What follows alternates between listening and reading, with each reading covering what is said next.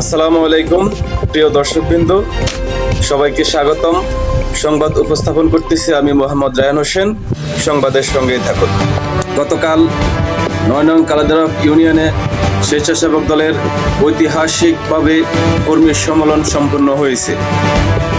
উক্ত সম্মেলনকে সফল করার জন্য আইন শৃঙ্খলার দায়িত্ব ছিলেন ৯ নং কালাদেরা ইউনিয়ন ছাত্রদল নেতৃত্ববৃন্দ।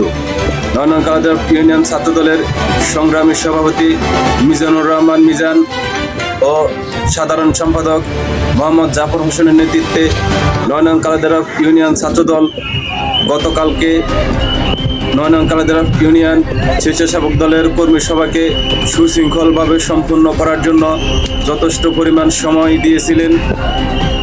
৯ নং কালাদেরা ইউনিয়ন স্বেচ্ছাসেবক দলের কর্মী সম্মেলনকে সফল করার জন্য ছাত্রদল সকাল থেকে কর্মী সম্মেলন শেষ হওয়া পর্যন্ত যথেষ্ট পরিমাণ সময় দিয়ে আইন শৃঙ্খলা সুনিশ্চিত করেছিলেন। স্বেচ্ছাসেবক দলের কর্মী সম্মেলনে আগত উপজেলা মেহমানবৃন্দকে ফুল দিয়ে বরণ করে নিয়েছিলেন ৯ নং কালাদেরা ইউনিয়ন ছাত্রদলের